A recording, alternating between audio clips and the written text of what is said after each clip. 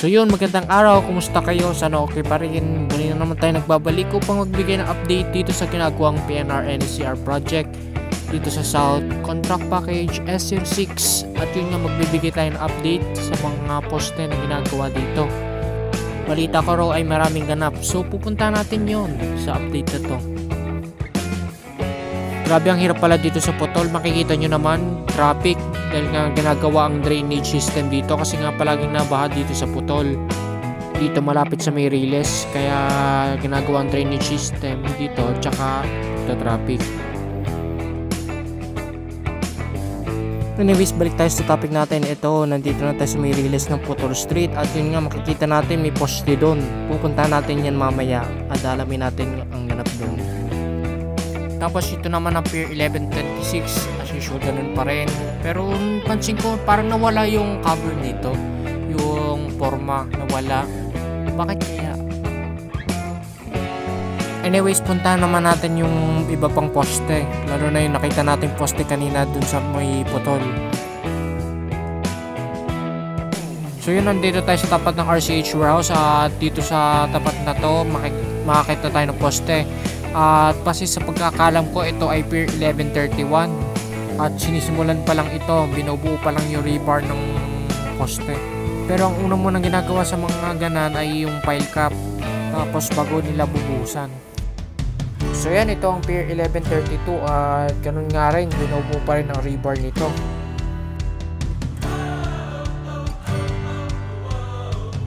Dito nga sa katapat ng kabahayan na to ay makikita natin ang Pier 1133 na ganoon rin, binubuo ang rebar ng poste.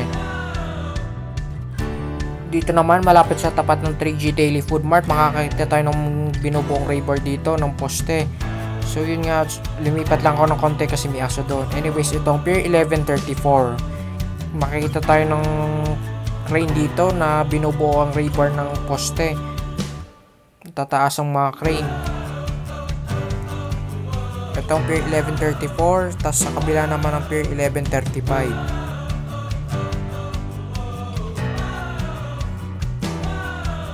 Lipat naman tayo dito sa kanto ng wala papuntang Mabuhay at yun nga, makakita tayo ng poste. Ito nga yung Pier 1143. Pasensya na ako, nababulutan ng mga puno-puno kasi ito lang, wala akong drone. Anyways, ayun, marami ng rebars ang nabuo dito. Sunod naman ang Pier 1144 at yun nga, binubuo na ang first layer, tapos na nilalagyan na ng forma at baka sa mga susunod na araw ay buhusan na nila to.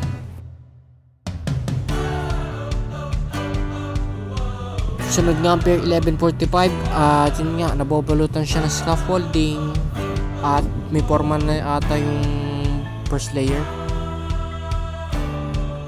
Sunod nga ang Pier 1146, tapos na yung first layer. Susunod na sigurong gagawin ang second layer ng Pier 1146.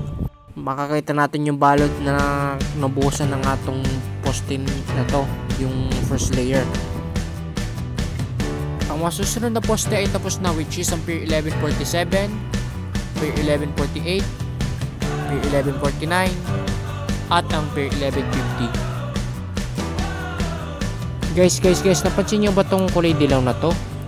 Pansin ko parang launching gantry to. So I think kung launching gantry ito, sisimulan na ang launching works sa mga susunod na linggo or araw. Let me know in the comments kung launching gantry nga to sa tingin nyo. Kasi to, tignan nyo familiar ako sa mga ganito parang parts talaga siya ng launching gantry. Also, kung mapapansin nyo, may bakal dun sa tuktok ng Pier 1150 So, sa tingin ko, launching gantry to. Alamin natin sa mga susunod na update kung ito nga ba udyat na nung simula ng launching works at install na ng mga segmental box girders. Anyways, proceed na tayo sa susunod, which is ang mga poste naman sa ibang lugar, katulad sa may likod ng Birmingham hanggang sa may katapatan.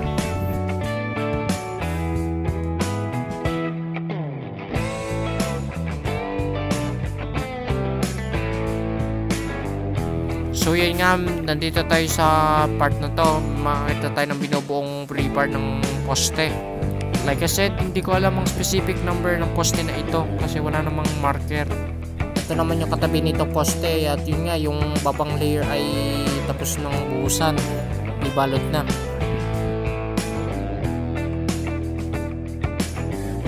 Wala mo ng bonus clip for today's video at yun nga, dito na nagtatapos ang video natin sa NSCR update at yun nga, maraming salamat sa inyong panonood at huwag nyo kalimutan i-like ang video.